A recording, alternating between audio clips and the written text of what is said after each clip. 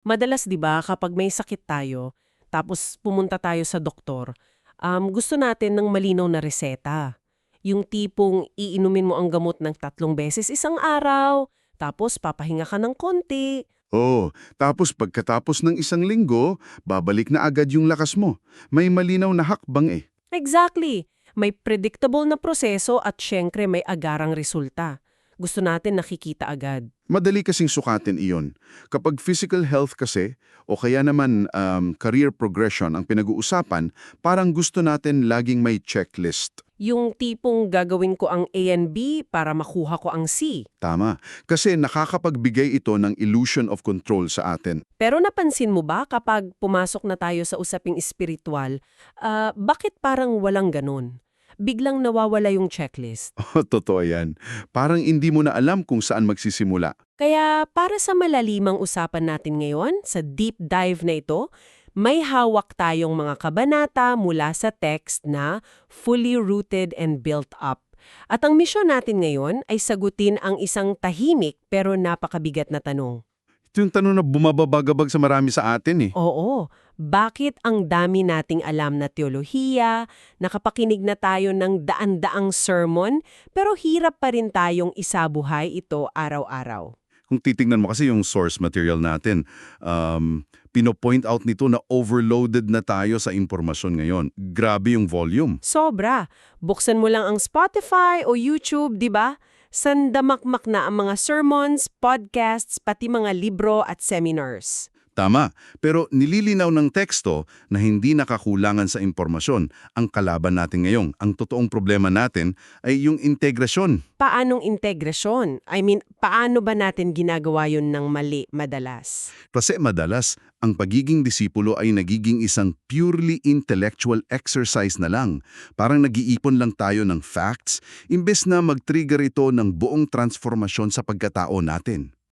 Makes sense. At para sa iyo na nakikinig sa atin ngayon, ikaw man ay matagal na sa pananampalataya o naghahanap pa lang ng totoong lalim sa buhay mo, etong session natin ang magiging shortcut mo. Shortcut para maintindihan kung ano ba talaga ang hitsura ng tunay at matibay na espiritual na paglago. Kaya okay, himayin natin to. Para kasing nag-download tayo ng napakaraming manual tungkol sa pagmamaneho. Kabisado natin ang bawat pahina. Diba? Oo, parang alam natin kung para saan ang bawat piyesa ng makina. Right. Pero hindi naman tayo umuupo sa manibela para talagang magmaneho sa traffic. Puno ang isip natin, pero walang nagbabago sa kung paano tayo gumalaw sa kalsada. Yung tinatawag sa teksto na ilusyon ng bilis. Nabubuhay kasi tayo sa kultura na sanay sa mabilisang resulta. Totoo yan. Fast internet, fast food, instant promotion sa trabaho, lahat mabilisan. At inaasahan nating ganon din ang spiritualidad.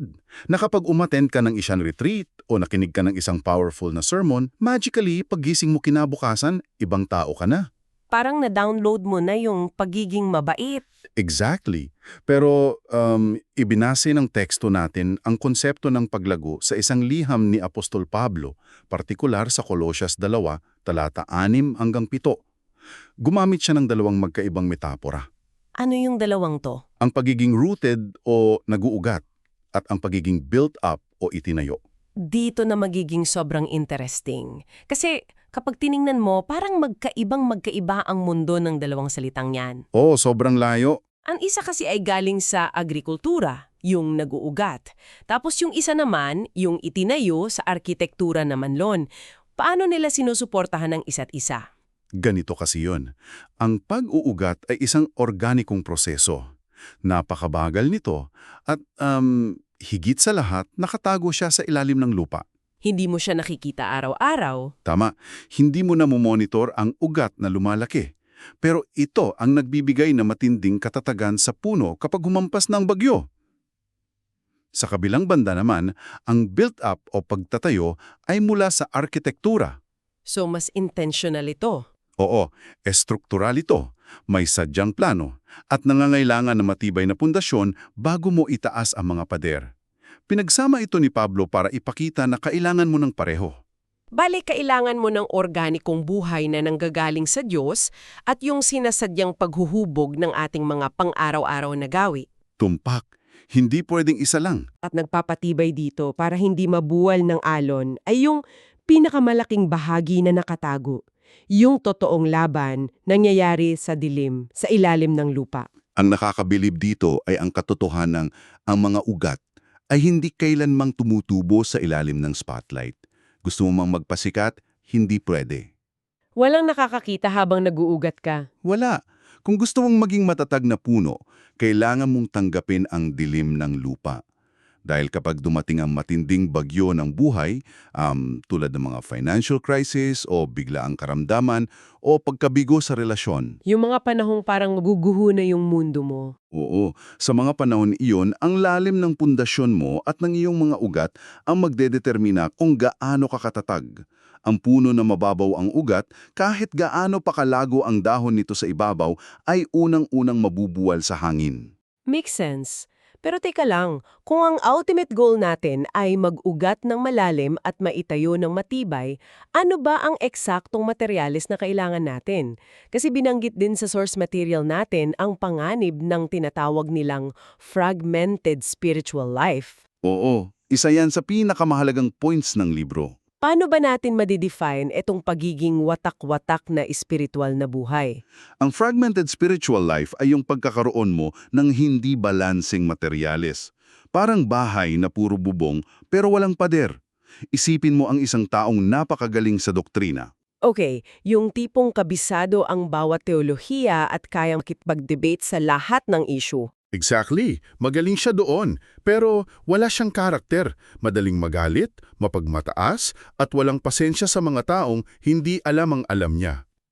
Nakakita na ako ng ganyan. Minsan nakakatakot kausap. 'Di ba? O kaya naman, sa kabilang banda, isipin mo yung taong puro serbisyo at pagtulong sa kapwa. Yung laging nasa front lines ng mga outreach. Laging may hawak na relief goods. Oo, yun nga.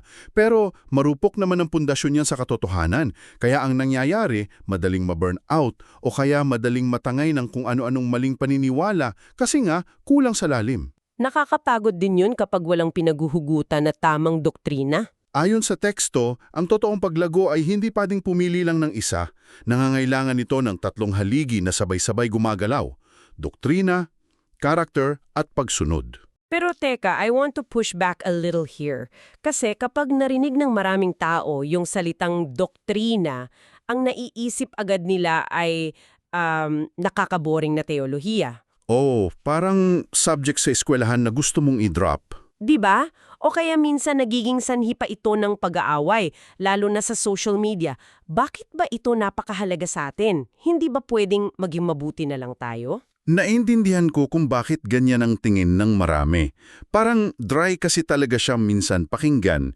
Pero isipin mo ang doktrina na parang operating system ng cellphone mo. O operating system. Okay, go on. Hindi mo ito laging nakikita sa screen, pero ito yung nagdidikta kung paano gagana ang bawat app na bubuksan mo.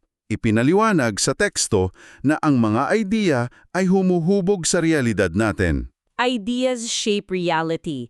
Pwedeng bigyan mo ako ng example? Sige, kung ang doktrina o core belief mo ay ang Diyos ay parang isang malupit na boss na nag-aabang lang ng pagkakamali mo, yung app mo para sa pakikitungo sa ibang tao ay magiging ganun din. So magiging judgmental din ako at mapaghanap ng mali sa iba. Exactly. Ganyan mo sila tratuhin. Kaya binanggit sa teksto ang early church councils. Nagtipon-tipon sila noon hindi para magpataasan ng talino, kundi para protektahan itong operating system ng pananampalataya. Para hindi ma-corrupt yung system. Oo. Alam nilang kapag mali ang doktrina mo tungkol sa pag-ibig at grasya, masisira ang direksyon ng buong buhay mo. I really love that analogy.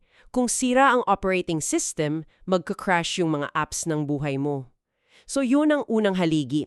Doktrina para sa isip. Paano naman yung dalawa? Ang ikalawa ay karakter. Ito naman yung transformasyon ng puso natin. Ito yung tinatawag na bunga ng espiritu. Yung parang organic na paglabas ng pag-ibig, saya, kapayapaan mula sa loob natin. Tama. At ang ikatlong haligi naman ay pagsunod o yung aksyon at direksyon ng buhay. Kung tama ang OS mo na doktrina at tama ang puso mo o karakter, kailangan nitong lumabas sa gawa, Iyon ang pagsunod. So, hindi pwedeng nasa isip at puso lang. Kailangan may kamay at paa? Oo. Ikonekta ito ng teksto sa sinabi ni Santiago na ang pananampalataya na walang gawa ay patay. Kung hihiwalayin mo ang tatlong ito, isip, puso, kamay, depektibo ang magiging resulta. Okay, malinaw na kailangan natin ng tamang doktrina, karakter at pagsunod. Pero paano ba talaga ito nabubuo sa totoong buhay? I mean, hindi mo naman pwedeng utusan na lang ang sarili mo na, okay, mula ngayon magiging napakabait ko na sa lahat. Nako, hindi uubra yung willpower lang. Mabilis tayong mauubusan yan. Ayun na eh. Ayun sa source natin, hindi pala ito nakukuha sa simpleng pagpipilit.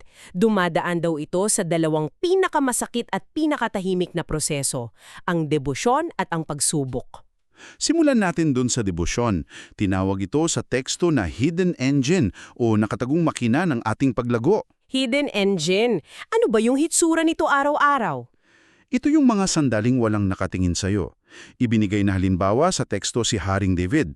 Sa kabila ng pagiging hari niya, ng mga giyera na hinarap niya, at ng pagiging sobrang abala sa pagpapatakbo ng bansa.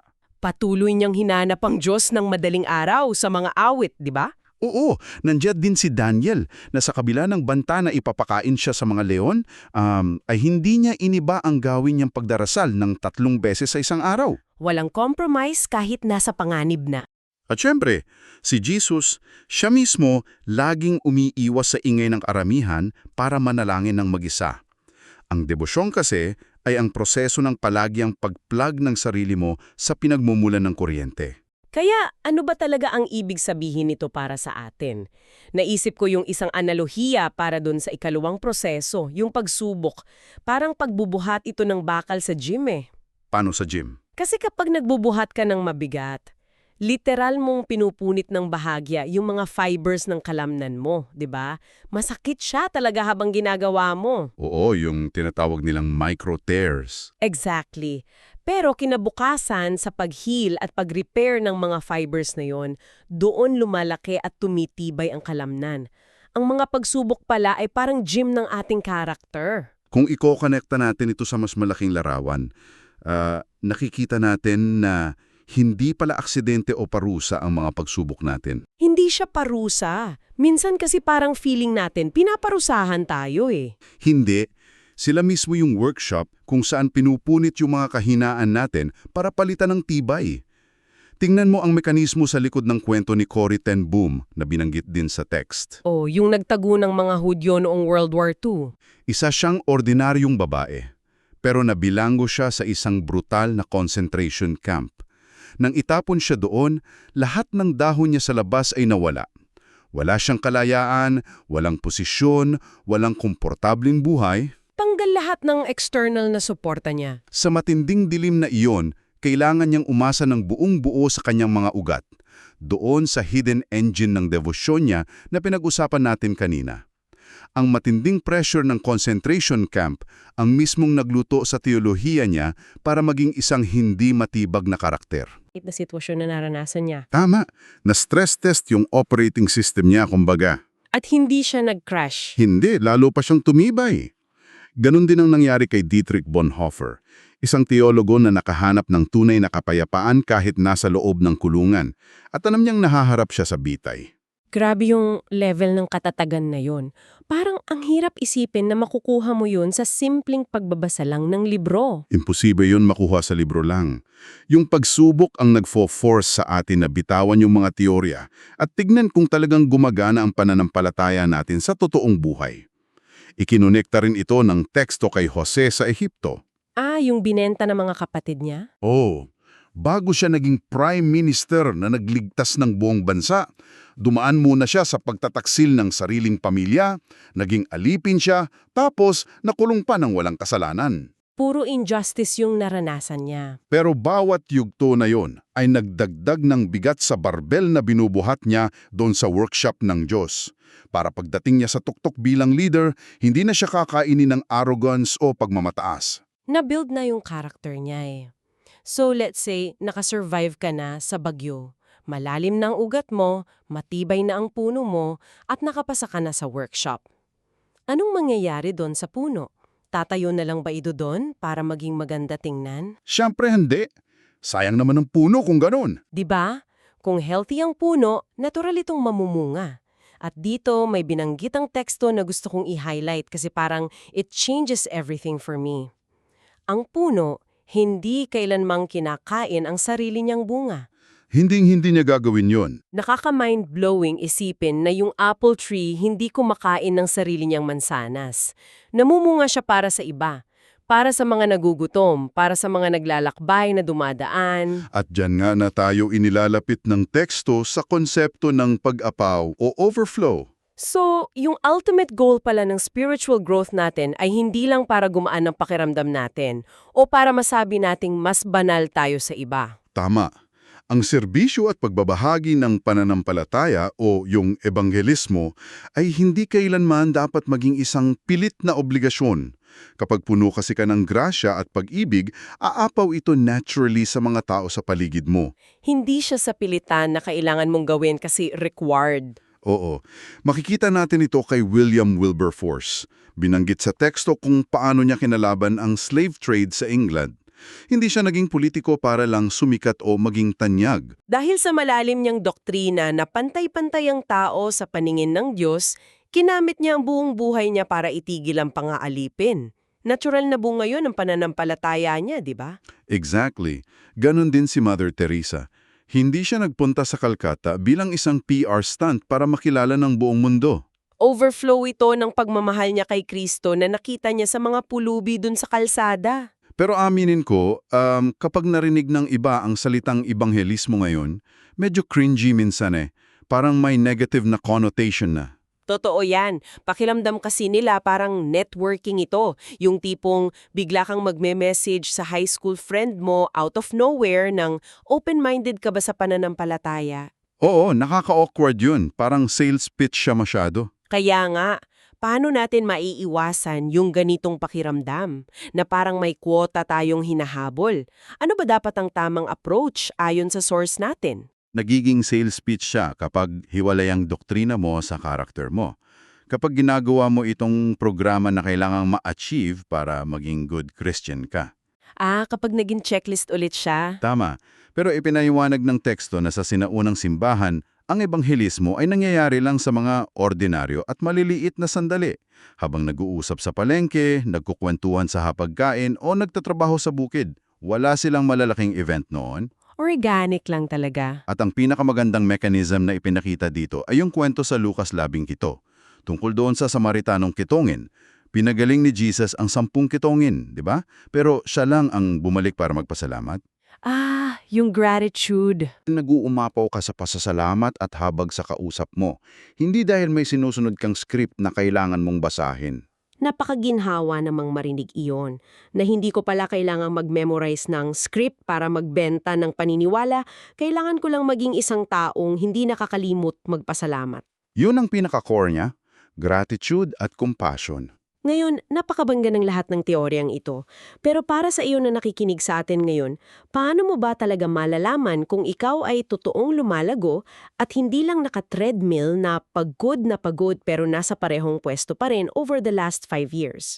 Diyan inilalatag ng text natin ang kahalagahan ng kumpas o kompas ng pagsusuri sa sarili.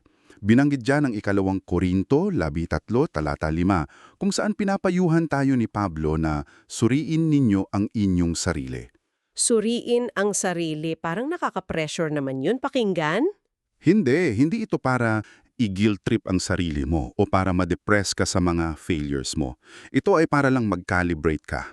So parang checking the map lang. Oo. At ang maganda dito, hindi mo susukatin ang sarili mo based sa kung nakapag-preach ka ba sa libu-libong tao o nakakonvert ka ng marami.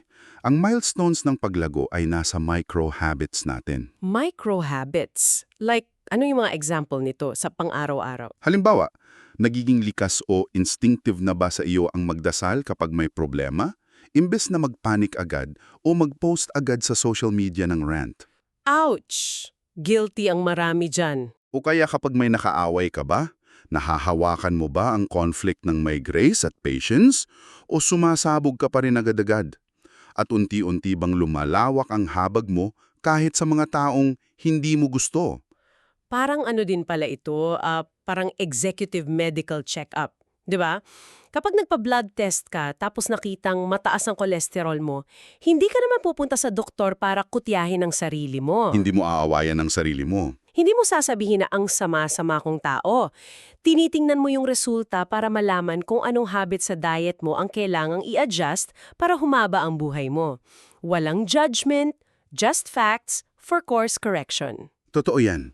Makikita pala yung dahan-dahang adjustment na ito sa buhay ng mga tulad ni John Newton at Martin Luther King Jr. na binanggit din sa material natin. Si John Newton, siya yung nagsulat ng Amazing Grace, di ba? Oo, siya nga. Inabot man maraming taon bago siya tuluyang bumitaw sa pagiging kapitan ng barko ng mga alipin. Hindi yun nangyari overnight, pero nung nabago siya, naging mentor pa siya ni Wilberforce na pinag-usapan natin kanina. Mabagal yung proseso, pero malalim yung pag-ugat. Paano naman si Martin Luther King Jr.? Si MLK naman, hinarap niya ang araw-araw na banta sa buhay niya at ang galit ng lipunan hindi gamit ang dahas, kundi gamit ang habag at pag-ibig. Iyon ay isang pusong dumaan sa matinding check-up at pagpapakumbaba araw-araw. Nakakamangha yung self-control na kailangan doon. At binanggit din ng teksto na hindi mo ito magagawa ng mag-isa, walang lone wolf sa pananampalataya. Kailangan mo ng community para mag-check up sa'yo. Ito yung part na madalas nating makalimutan eh. Kasi masyadong individualistic na ang kultura natin ngayon. Parang me and God lang daw. Okay na. Oo, marami ang ganyan mag-isip ngayon. Pero ang sabi sa teksto, kailangan pala natin ng mga taong bubuo sa discipleship group natin. Hindi tayo pwedeng mag-isa lang sa laban. Nagdadala ito sa isang mahalagang tanong. Sino ang umaakay sa'yo at sino naman ang inaakay mo? Makikita ito sa relationship ni Apostol Pablo at Timoteo. Ipinasa ni Pablo ang kanyang doktrina at karakter doon sa batang si Timoteo, 'di ba? Mentor at mentee. Tama. Pero bago pa naging dakilang leader si Pablo, nandyan muna si Bernabe, nakilala natin bilang son of encouragement. Nung mga panahong takot pa ang lahat kay Pablo dahil sa masamang nakaraan niya, si Bernabe ang umakay at nagtiwala sa kanya. So may chain reaction talaga siya ng mentorship. Kaya nga hinahamon tayo ng text na gumawa ng 12 buhang plano ng paglago. Hindi para mas dumami ang theological facts na nakaimbak sa utak mo, kundi para maging isang henerasyonal na presensya ka. Generational na presensya. Meaning, umaabot sa iba. Ibig sabihin, ang pananampalataya mo ay tumutuwid sa sunod na henerasyon. Dahil may inaakay ka rin, hindi lang ikaw yung laging nakikinabang. Napakabigat pero napakasarap isipin yan. Kung babalikan natin ang naging takbo ng malalimang usapan nating ito, nang simula tayo sa pagbaklas doon sa ilusyon na pwede nating madaliin ang espiritualidad, parang mabilis ang internet. Narealize natin na kailangan nating tanggapin ang dilim para talaga mag-ugat tayo. At pagsamahin ng doktrina, karakter at pagsunod para hindi maging watak-watak ang buhay natin. Nalaman din natin na ang hidden engine pala ay yung tahimik na devosyon. Habang ang mga pagsubok naman ang siyang workshop na patuloy na nagpapanday sa atin. At kapag matatag na yung puno, doon na siya aapaw sa serbisyo at ebanghelismo na pinapatakbo ng pasasalamat habang patunay na nagpapacheck up sa tulong ng isang komunidad. Lahat ng yan ay nagpapakita na ang layunin ng pag-aaral ng salita ng Diyos ay hindi para mamurwa tayo ng kaalaman, kundi para maranasan ang tunay na buhay at maipasa ito sa iba. Kahit gaano pa kalakas ang mga susunod na bagyong darating. Kaya para sa iyo na nakinig at sumama sa ating malalim na pagsisid ngayon, heto ang so what ng lahat ng ito. Ang bugong usapang ito, ang lahat ng analohiya, lahat ng kwento ni Corrie ten Boom o John Newton ay mawawala ng saysay kung iiwan mo lang siya bilang bagong information sa utak mo. Kailangan mong gumawa ng aksyon mula dito. Ang totoong sukatan ng iyong aglago ay hindi kung gaano karami ang natutunan mo sa amin ngayon, kundi kung sino sa paligid mo ang mag-iiba ang buhay dahil unti-unti kang nagbabago. Bago tayo maghiwalay, gusto kitang iwanan ng isang kaisipang napag-isipan mo bago ka matulog mamaya. Isang bagay na pwedeng magpabago ng pananaw mo. Kung kanina inisip natin na ang pagsubok ay parang bagyo na sumisira sa puno, gusto kong ibahin mo ang pananaw mo. Paano kung ang mismong matinding pagsubok, hidwaan o kalungkutan na pilit mong tinatakasan na yon ay ang mismong lupa na ginagamit ng Diyos para patubuin ang pinakamalalim mong mga ugat? Kung ganyan mo titingnan ang pinakamabigat na problema mo ngayon, ano ang magbabago sa kung paano mo haharapin ang bukas? Maraming salamat sa pagsama sa amin sa deep dive na ito at naway makita natin ang bunga ng inyong malalalim na ugat. Hanggang sa muli!